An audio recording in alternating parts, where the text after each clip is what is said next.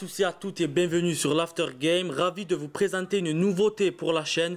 Premier épisode d'une très longue série qui consiste à présenter le parcours d'un joueur. Aujourd'hui, je vous présente le Golden Boy 2014, international anglais. C'est Raheem Sterling. Raheem Sterling est un attaquant anglais de Manchester City. Il commence sa carrière à 18 ans. Il a 7 saisons pleines en Premier League.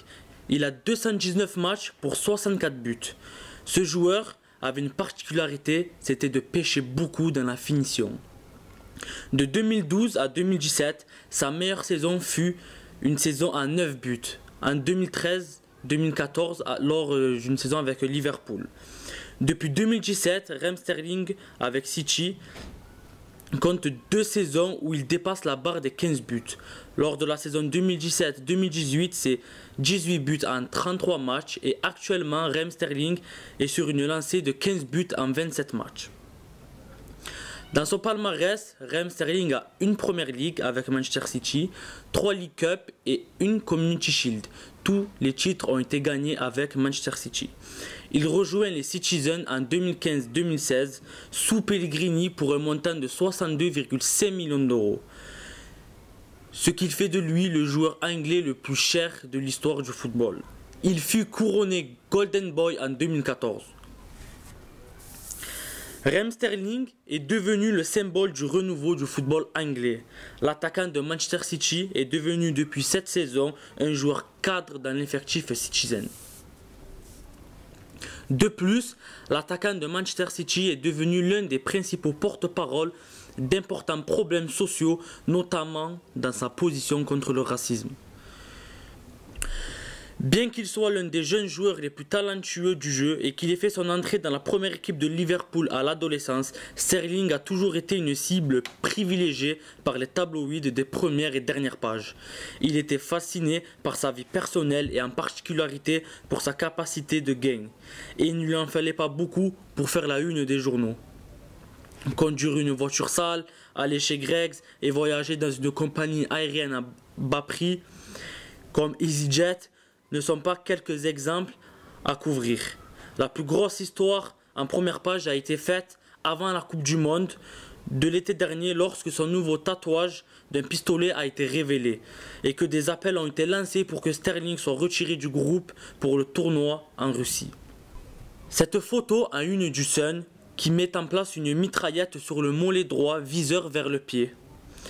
The Sun titre « Raheem se tire une balle dans le pied ». Raheem Sterling a tout de suite réagi via un post Instagram. Je cite: « Quand j'avais 2 ans, mon père a été tué avec une arme à feu. Je tire avec mon pied droit, donc c'est un sens plus profond et toujours inachevé. Une association contre le port d'armes s'est mêlée à cela et l'a jugé totalement inacceptable. Raheem Sterling, je me suis promis que je ne toucherai jamais à une arme de ma vie. L'association a voulu qu'il se fasse retirer le tatouage au laser sous peine d'être exclu de la sélection. La fédération anglaise a soutenu le joueur lors de cette période. Jusqu'à cette saison, il y avait toujours le sentiment qu'il y avait plus à venir de la part de Raheem Sterling, en particulier devant les buts. Le joueur de 24 ans a été critiqué l'année dernière pour certaines absences très médiatisées de Manchester City, alors qu'il réalisait sa meilleure campagne de buts. Son échec à trouver le fond du filet lors de la Coupe du Monde a également suscité des gros titres et des commentaires négatifs. L'ancien international des Pays de Galles, Vinnie Jones, a par exemple déclaré: « Vous pensez que s'il n'avait pas ce rythme, il jouerait pour l'Angleterre ou pour quelqu'un d'autre ?» Et les fans ont été extrêmement critiques sur les réseaux sociaux. Le joueur a également fait objet de plusieurs attaques racistes. Lors de la rencontre face à Chelsea le 8 décembre dernier, le joueur a reproché aux médias d'outre-Manche d'alimenter le racisme et l'agressivité. Après avoir fait l'objet de tant de titres négatifs dans la presse, Sterling est bien placé pour en parler. Et en décembre, il a souligné une disparité inacceptable dans la manière dont la même histoire, l'achat d'une maison impliquant un jeune homme, Phil Foden, et un autre, Adara Bioyo, l'un est un joueur blanc, l'autre est un joueur noir. Le titre de Phil Foden étant positif, tandis que Tosin Adarabioyo était critiqué.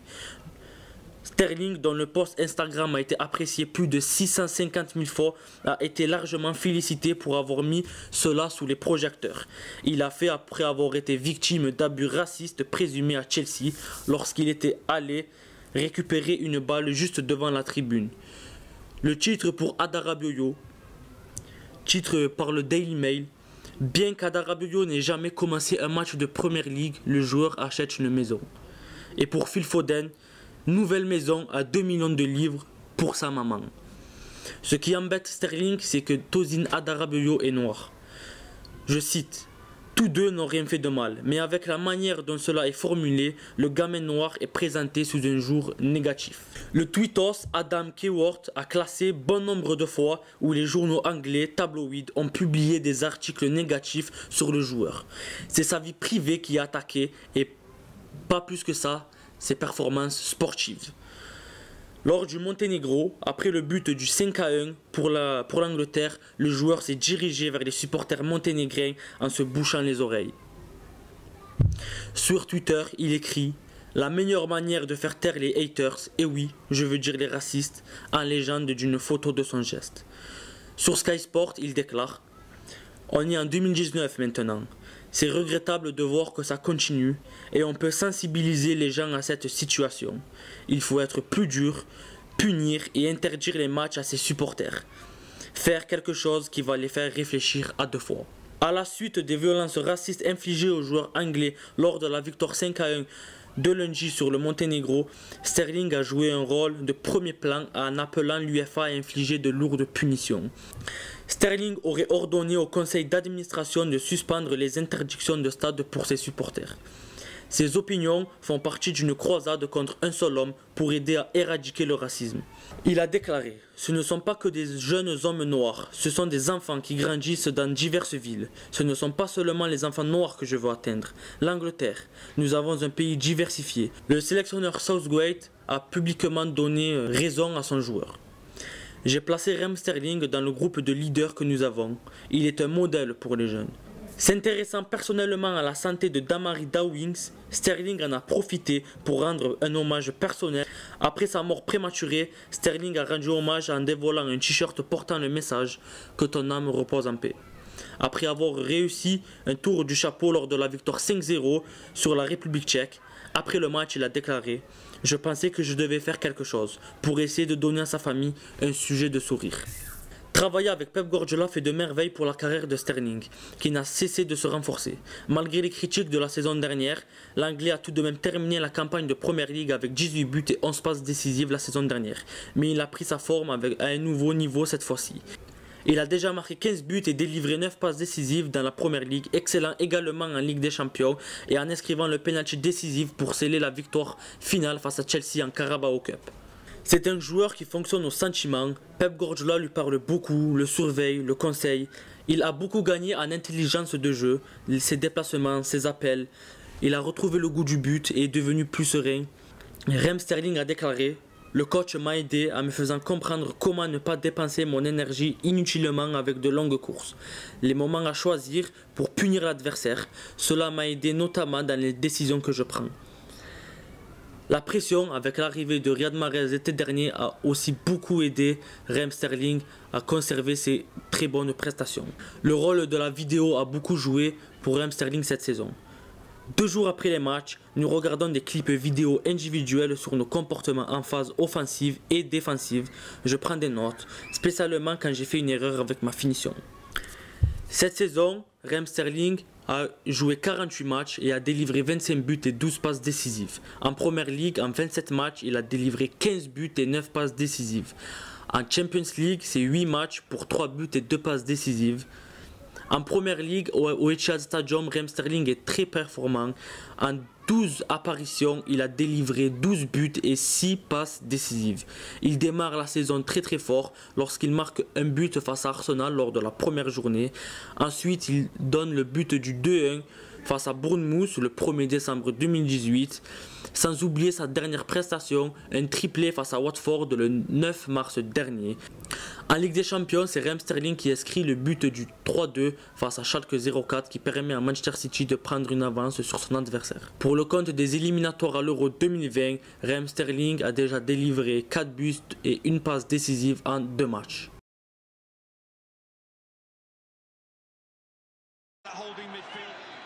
De Bruyne, it's Raheem Sterling! That wins titles! Raheem Sterling is the host of the Late Show again for Manchester City. Bruyne, Sterling with a touch. Danilo pulling it back, it's Raheem Sterling! They've done it! Raheem Sterling, the man who rescued them against Everton on Monday night, has come up with the goods again, and he's their stoppage time saviour with a winner. Well, I'm Pickle Rick!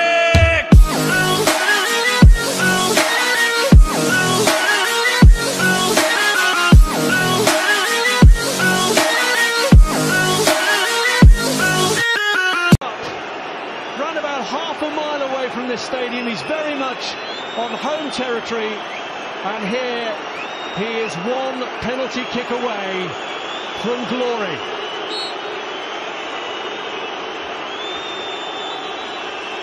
Sterling scores! And Manchester City win the first silverware of the season, the first leg of the quadruple that they are going for. And Raheem Sterling, who's had to take the slings and arrows of criticism throughout his career, showed his strength there to beat Kepa Arrizabalaga, whose performance on this day of all days is going to generate the most controversy. The joy is Manchester City, the despair is Chelsea's, and the ramifications of what happened out there in extra time are bound to go on for a long, long time. Yeah, I mean, what a match. What a story we've witnessed here. Raheem Sterling very nearly missing it off the underside of the bar, but I mean, the Arrizabalaga saga, as you say, that will run and run. Heartbreak for a Chelsea team that played ever so well on the day. A Manchester City team that didn't hit the heights. But come the penalty shootout, they did enough.